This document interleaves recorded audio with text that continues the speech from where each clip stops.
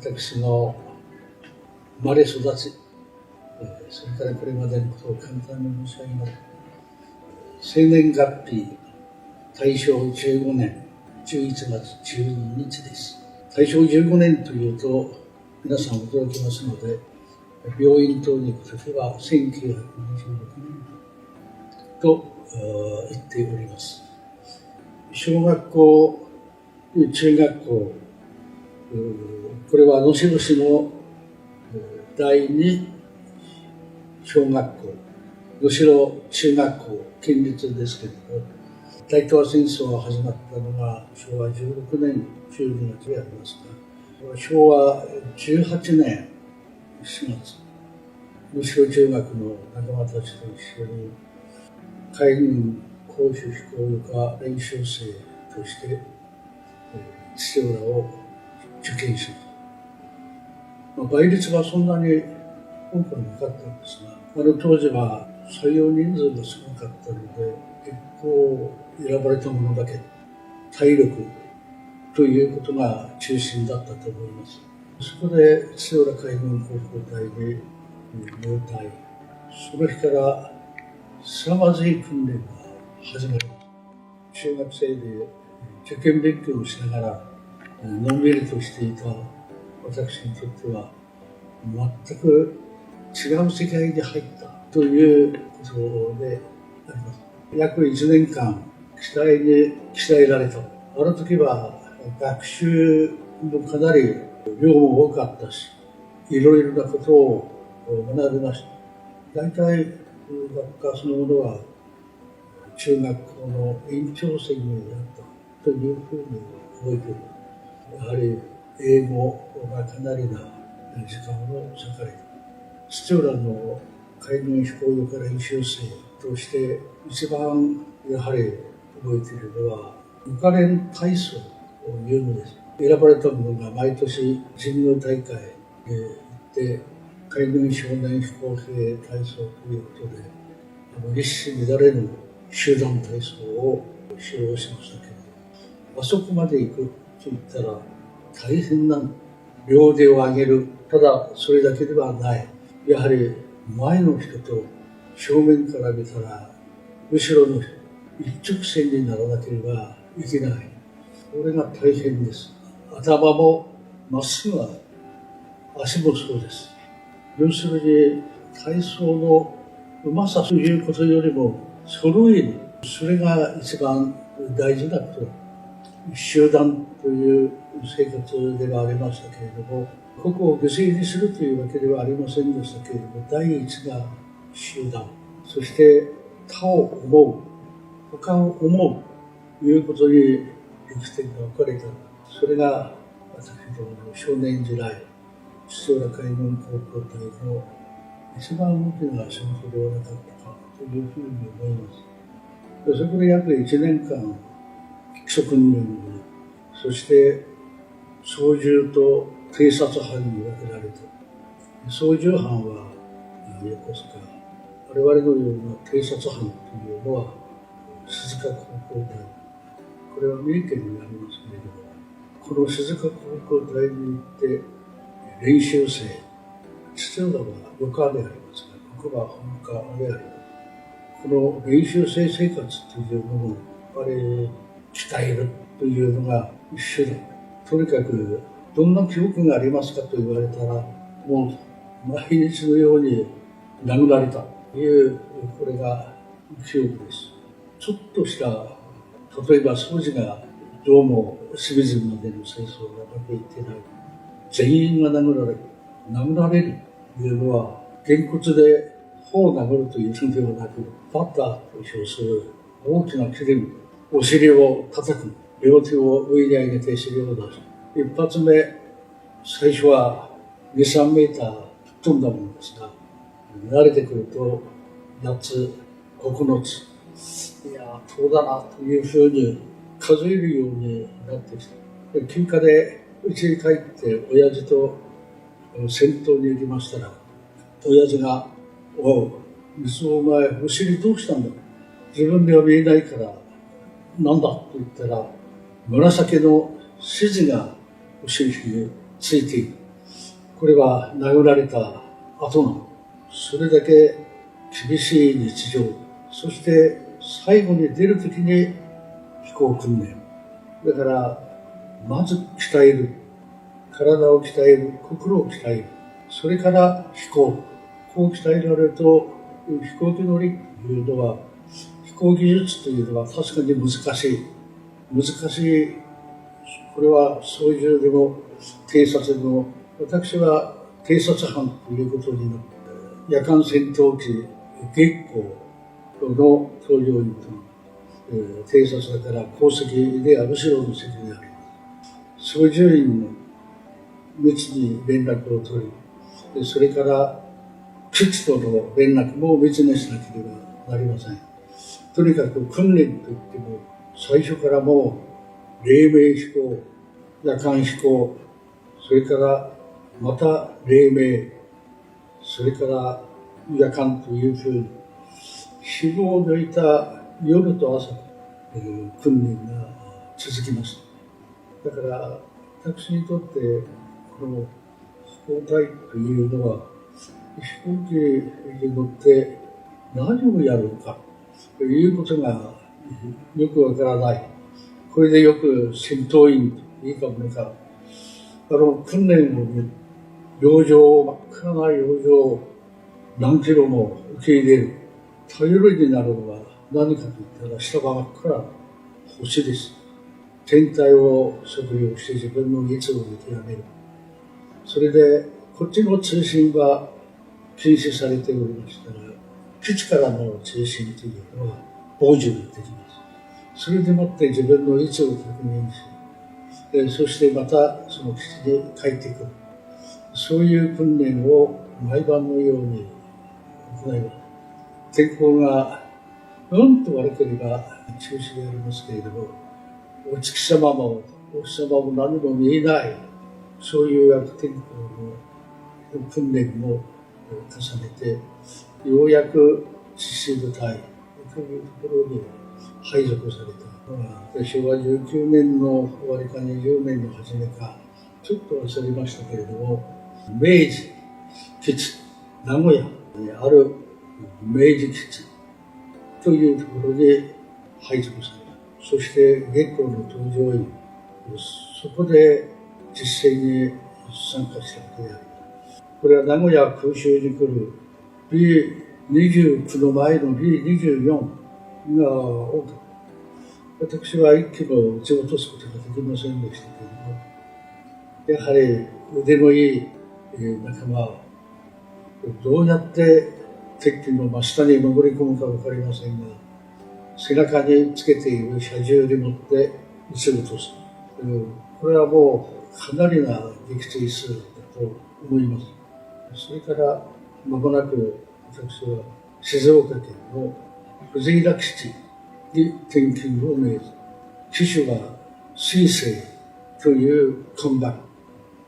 というふうに通達されます。飛行機で藤枝基地に転勤をしました。藤枝基地について宿舎へ向かいましたが、一人も誰も迎えに来ない。受付入り口にある検問所、そこで持っていった書類を全部見てもらう。OK。林の中にあるの、明かりが見える、あれが宿舎だから、そこへ歩いていってくれ。荷物を持ってそこまで行きましたら、確かにわずかな明かりはついているけれども、物音一つしない。それで、引き戸でありましたけれども、引き戸を開けて、中の電気の中に随分人がいたんです。20人くらいはいたと思いますけれども、入り口に立って、藤本二等飛行兵曹、ただいま参りました。言ったら、寝たふりをしてみんないたんです。わーっと起き上がって、いやーよく来たな、上がれ上がれ。大歓迎で、ほっとして、ある時のことを今でも思い出します。その仲間のほとんどが亡くなってしまいました。私は、それから今のは明治航空隊の話ですが、鈴鹿に移ってからは、洋上訓練、非常に厳しい訓練だけでありましたけれども、なかなか慣れるというので時間がかかる。そういうことで、藤枝の場合は、ただ夜の海の上を飛んだような気配がします。これ、後で分かったことですが、この藤枝航空隊は、不要部隊という特殊部隊、特別攻撃隊から切り離された不要部隊、ベテランのパイロットたちが集められて、藤枝から鹿屋航空隊のすぐそばである岩川基地、どこまで沖縄まで爆撃機で250キロ、500キロというとと無理かなという。そして毎晩のように出撃して沖縄へ行って沖縄に群がる米艦隊を攻撃して爆撃をして、そして矢川に帰る人をする。アメリカの迎撃隊というのは鹿屋からみんな出撃すると思ってそこに張り込んでいましたが、はるか後ろの方から自分の艦船が爆撃され、どこへともなく消えていったという話で、随分驚いたと思いますが、我が方の犠牲者は案外少なかった。そこで終戦を迎えました。終戦の時は8月15日、全員集まれということで、何事かと思って司令官の前に集合しました。ただいまから天皇陛下の虚婚放送が直立不動の西暦期というので、10時から始まった天皇陛下の終戦のご朝食を伺い、初めて聞く天皇陛下のお声であります。我々は事前に何事かを知らされておりませんでしたので、こう言えば悪うございますが、天皇陛下の言葉というのはほとんどわからなかった。隊長が終わりと言って我々を見渡して、戦いに負けた。大東亜戦争は終わった。しかし、景気もどうするな。ガソリンはたくさんある。爆弾もかなりいざという時にはまた同じような形で出撃してもらうかもしれない。まずは宿舎で休んで、それが8月15日で、宿舎で8月15、16、17、それで4日目ですか。18日にもう一度集合をかけられ、そしたら多分島に入った地位を渡され、直ちにみんなうちに帰れ。ただし東京と樺太出身の者は残れ。あとは今日中に藤枝駅から帰れ。言われて驚いて、私はトラックに乗れて藤枝駅まで行って上の方面を目指しました。20年8月15日の終戦、18日に藤枝を立って20日から21、東能代に着きます。マヤの丘です。能代までは五能線という電車に乗らなければならないのでありますけども、電車がない。4キロ東能代から荷物を背負って能代の駅まで帰る。それで駅からまた自宅まで歩きましたが、ほとんど真夜中、どんどんうちの前に行って家の戸を叩きましたが、しばらくして玄関に行って、誰ですか？親父の声が聞こえた。何年ぶりかな。大した年月ではないけれども、何か別の世界から帰ってきたような気がして、俺だ、熱男だ。盛んなのは今でも覚えておる。驚いた親父は、息子はもう特別攻撃隊で戦死したとばかり思っていた親父が、慌てて銃を外し、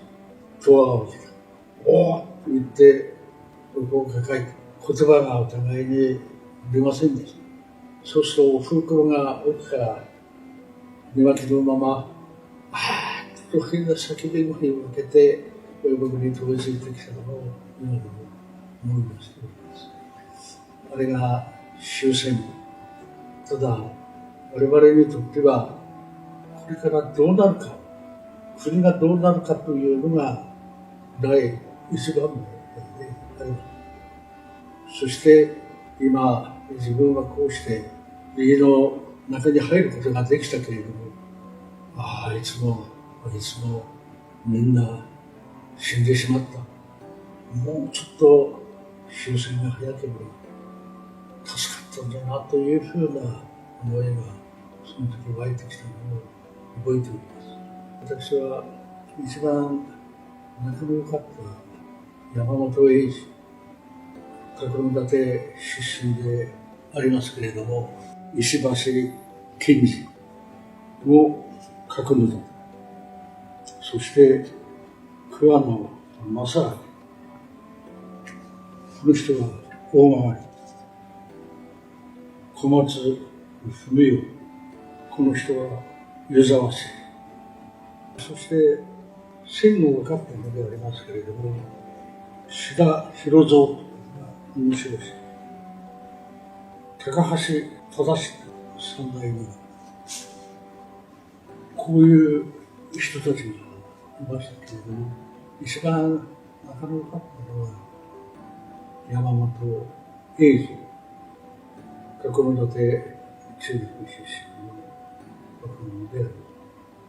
よかれの時から親しかった。彼は優秀なので、ゼロ戦のパイロットにも横須賀していきましたが、まもなく鹿屋へ移って、4月29日に250キロ爆弾を抱いて沖縄の海に散りました。最後の電報が残っています。我敵空母に突入する。人の中まだ19歳。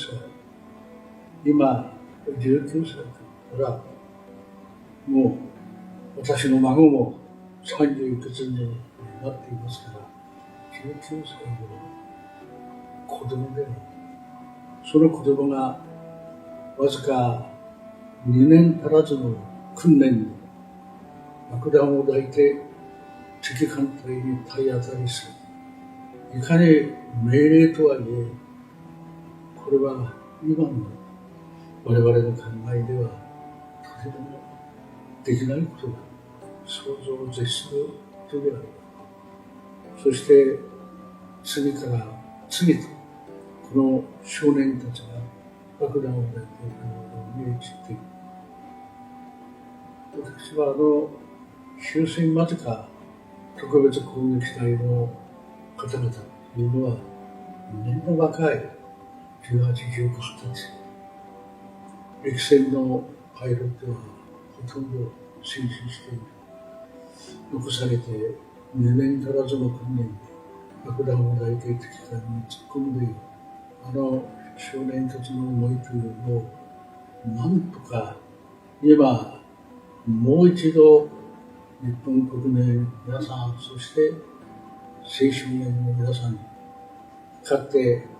我々の先輩、戦争の終わろうとするときに国のために爆弾を抱いて死んでいったあの人たちがいたなということを思い出してもらえばそういうと思う。今94歳、まさにバレエを重ねて今日まで生きてきた。何のために生きてきたか反省ばかりでありますけれども、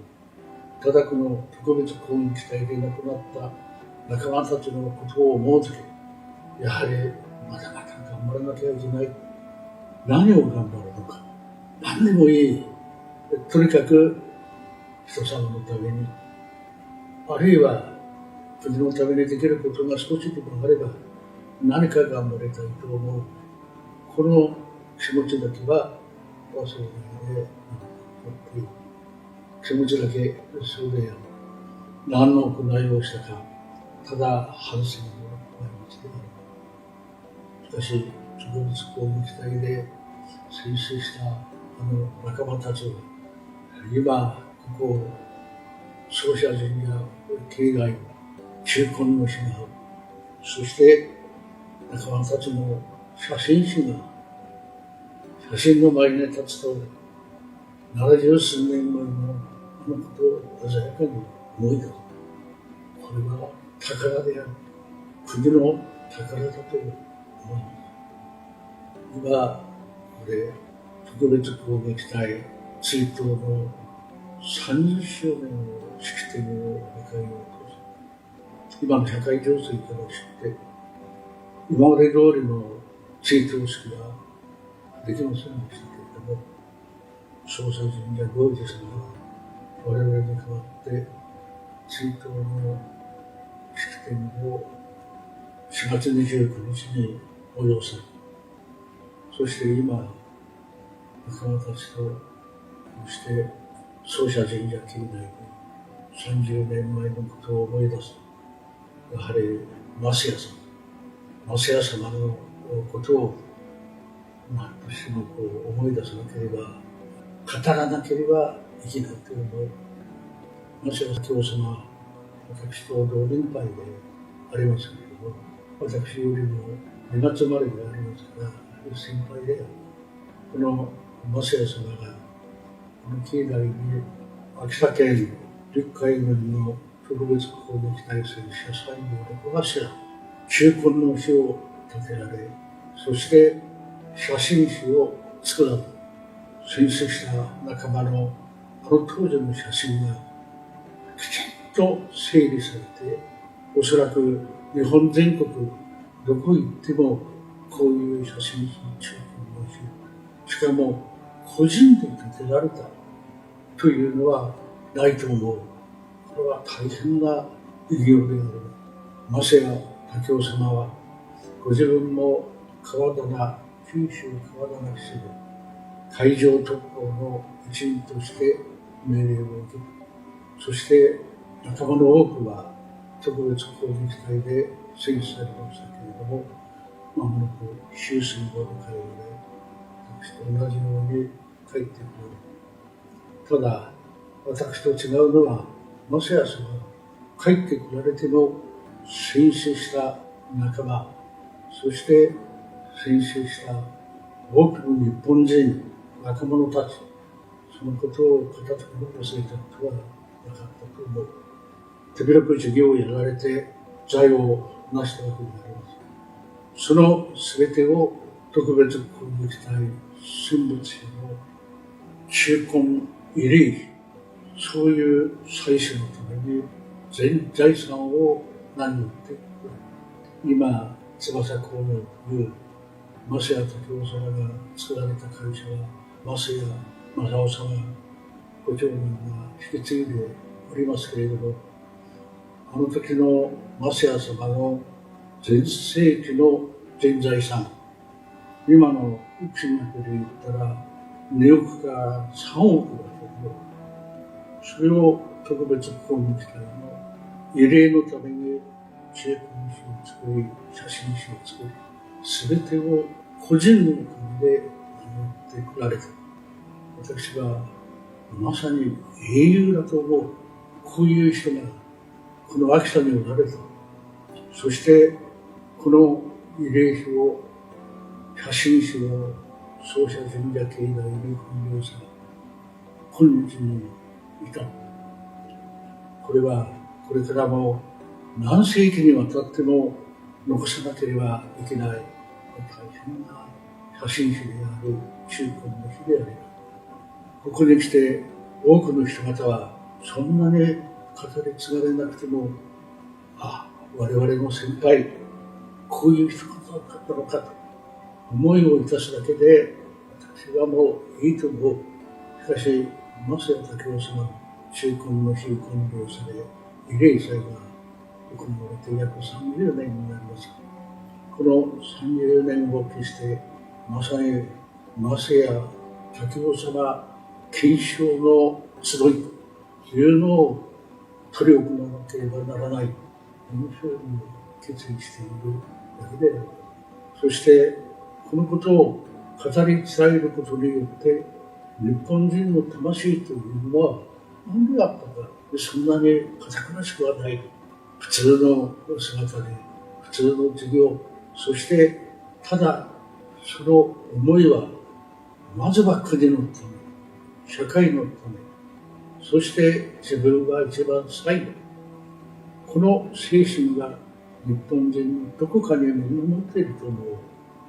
それが日本の今までの国づくりもそうで、敗戦から立ち上がった日本がそうで、同じようにこれから世界の中の日本として、世界のリーダーたる期待を持って、これから進むべきだと思う。ことができると思う。これは、正谷時夫さんの思いを叶えさせる我々の一つの責務だというふうに思っております。ここに一枚の写真があります。これは昭和20年4月頃に書いてありますが、大宮寺松太郎中でありましたけれども、私が持っておりました月光、そしてその水星、夜間戦闘機の操縦員である。この方も私は戦死したと思っておりました。大宮寺周囲の藤本は戦死したと思う。そしてこの大宮寺中尉、釜石に福音をされ、そして学校の先生をされて、全く私は知らなかった。大宮寺周囲のよもやの藤本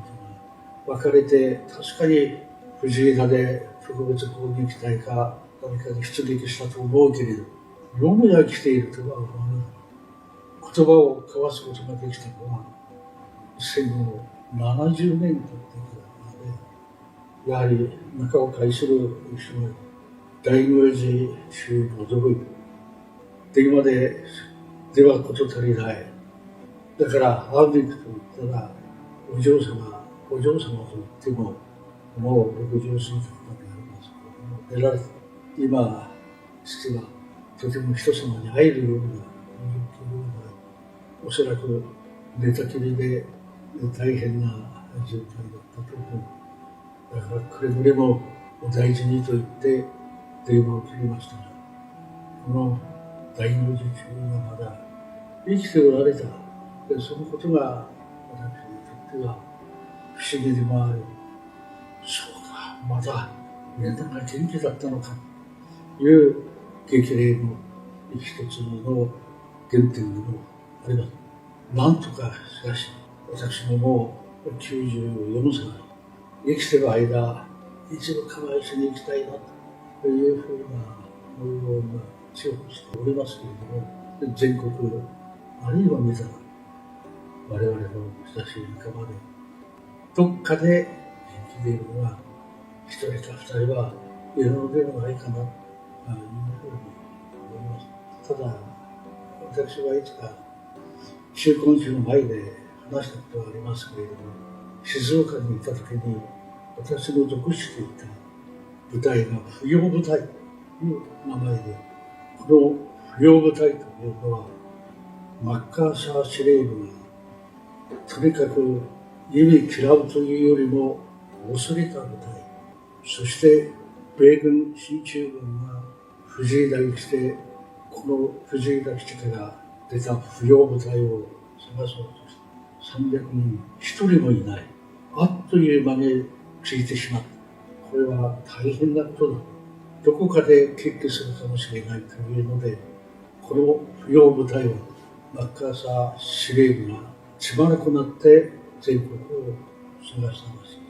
私は軍歴を隠して旧制の城中学校の先生と軍隊に行ったことにしないで福島高等商業学校に入りました。福島高等商業学校の入学者名簿を克明に調べて、こういうものがいないかという名簿がマッカーサー司令部の中で照合したが、藤本光という名前、福島高等商業学校は何が何だかわからないけれども、この中に藤本光という名前は一人ありました。その他の方はわかりません。ただ、直ちに藤本光を入学して入学金も納めていますから、入学拒否という考えてない。退学を命じ、いうふうに電報を受けて、命令されて、福島高等商業学校からマッカーサー司令部の命により見学を免という電報をもらいました。入学式直前で何が何だか私もわからないでいたら、福島高等商業学校の野呂田という秋田県出身の教授が駆けつけてきた。我々も何もわからない。マッカーサー司令部が名簿を、我々もマッカーサー司令部というよりも、国の方から入学者の名簿を出してくれと言われたので出したけれども、何の意味か全くわからない。教授も戸惑ったような顔をしておりました。しかし、私は分かりました。じゃあ、来年と言わずに退学ということで、来年は別の報道新聞を取りますからと言って、教授に来年のことはもうなしにしてもらいたいと言ったことを今でも覚えております。マッカーサー司令部がそんなね、不要部隊というのを脅威に思ったのか、もってよくわかりませんが、いずれにしても日本全国不要部隊にいたのが血眼になってしましたので追放されます。不要部隊がその後集まるということはありませんでしたけれども、この不要部隊を取り上げたジャーナリストがおりました。で、最近改めて日本国内に不要部隊が建立されるようになりました。仲間が生きておれば一人でもいいから会いたいの、これが今の私の気持ちであります。靖国神社というのは、我々は天皇陛下がご心配される神社、ご英霊が祀られている明治からでありますから、靖国神社には明治、大正、昭和、戦争で亡くなられた方が、あるいは戦地で負傷し、そして内地で亡くなられた方々が戦車を使いにされ、祀られておる神社であります。前は天皇陛下が必ずご心配になります。無論内閣総理大臣や閣僚、そして多くの政治家が参拝する社であります。戦後、それがどうして変わったのか、この戦争で亡くなる、お国のために亡くなる、肉親と別れ、そして親しい人と別れて、ただ国のためと言って、誰にも誰をも足止まには言わない。軍でありますから、敵軍がおったというと、アメリカを憎むという戦術者を一人もいなかったことを、軍を憎むにしても、国を憎むということはなかったと。今、そういう仕事がなされている靖国神社、権威のある人々が誰も参拝しない。内閣総理大臣が代理でもいい参拝をすると、日本中のマスコミが取り上げる。なぜ取り上げるか。よくぞ参拝してくれたという取り上げ方ではない。これが今の日本の姿であります。マスコミで征服された日本の姿であります。我々はただ一つ、靖国神社というのは日本の魂というのが祀られている。日本人の本当に国を思う気持ちが固まっているところだというふうに思わなければいけないと思います。今、靖国神社、その分身とも言われる神社が多々ありますけれども、おそらく多くの方々がそこに戦没山を霊を慰めるために参拝するということはないと思う。ただ一つ、秋田県の総社神社、日本でただ一つの場所である。4月29日に我々の集うところ、そういう有志が集まるところであります。どうか大天のご英霊、なんとかこの日本の役者に、そしてこの我々の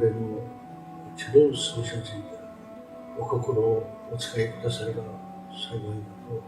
思います。どうか長い目でこれからも奏者陣者、そしてそこに前を一人に目をかけてください。ご英霊の皆様方にお願いを申し上げます。この方ですか？これがね、第五次中、明治という名古屋にある航空隊で一緒になった。この人が操縦員で、私が偵察員、結構という艦船と、それで別れたの。天気の互いに。それで、私は静岡県の富士以来。それで、この人は岩国。山口のね、岩国。当然私は戦死したと思う。特別本気的な。なるそれで、この大宮司という人も、名古屋で一緒だったけれども、私が藤井大行ったというのは分かった。と、藤井だからみんな沖縄へ。だから、藤本が当然死んでしまった。なるほど、そう思ってる。戦後70年ですよ。経ってから少数の分かった。それでね、すぐ電話したの。電話をしたらね、娘さんが出られたの。それで、いや、お父さんは今、電話に出ることができませんよ。私は秋田県の藤本だということをお伝えください。ちょっとお待ちください。ベタキリンなんですね。藤本さんのことはよく分かっている。泣きましたよ。電話で。おそらく向こうもないと。戦後70年経ってからな。いや、しかしマッカーサーからわざわざ指名されるってすごいだ。ロリスだ。だって学校にわざわざマッカーサーから電話来るわけでしょ。だからその扶養部隊。はい。これはね、戦後70年って分かった。なんでね、マッカーサー司令部の上に、マッカーサー司令部というのはね、とにかくその当時の日本の支配ですから、内閣総理大臣よりも占領した人たちですもんね。扶養部隊っていうのを探してる。それでね、僕はね、戦後70年よく分かったっていうのは何だか、本当に分からなかった。人は、見学は一人もいないけれども、海軍はね、呼ばれるのが私ともう一人だ。それから、海軍経理学校が、それから陸軍士官学校が3、4人。それで、僕の同級生でね、マッカーサー司令部の命令よりというので言われたのが僕一人だ。俺みたいな感じですよね。先生もわからない、僕もわからない。それで、結局、どこにも問い合わせしたら、いやー、我々は全くわからない。そして、戦後70年代、東京のあるジャーナリストもですけど、おそらくということで、その扶養部隊の連中が8月15日に終戦でしょう。そして、マッカーサー司令部が厚木に降りて、一番最初に藤井だけして一人もいない。まあ、整備員だとか、事務員は残ってたけれども、搭乗員っていうのは、誰もいない。そして滑走路の横には、ピカピカで磨いた艦爆がザーッと並んで、それを見事に定量して、地下の方には爆弾がずっと蓄えられている。それで、搭乗員っていうのは全くいない。書類は全部焼かれている。これをね、進駐軍にしても、一番やっぱりね、怖いことだったでしょう。必死になってね、私もね、その扶養部隊って言って部隊でも全く教えてもらえなかった。それで、藤井田に行くというのは、帝都防衛だ。おそらく、米軍が藤井栗浜とか、そしてその時は海岸で突っ込む。最後まで残るんだ。いうふうなね、どうもそれを言われたような気がする。僕はそうじゃない。沖縄ここに行きたいなんだ。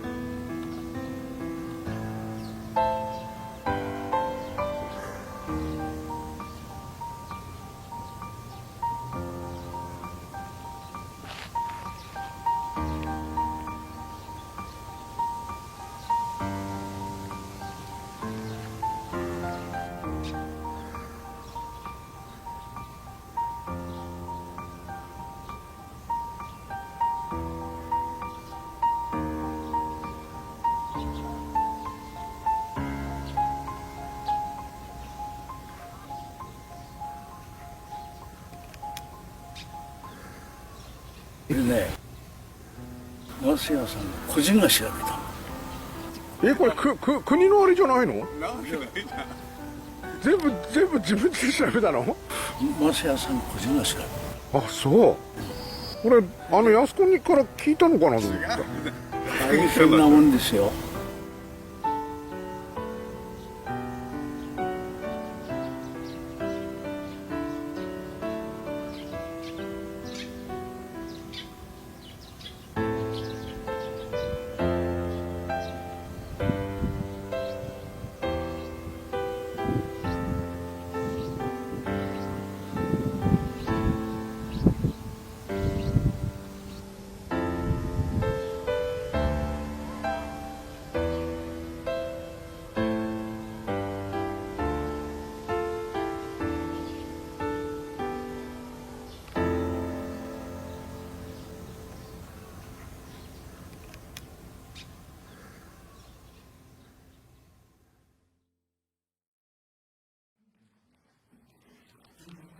おた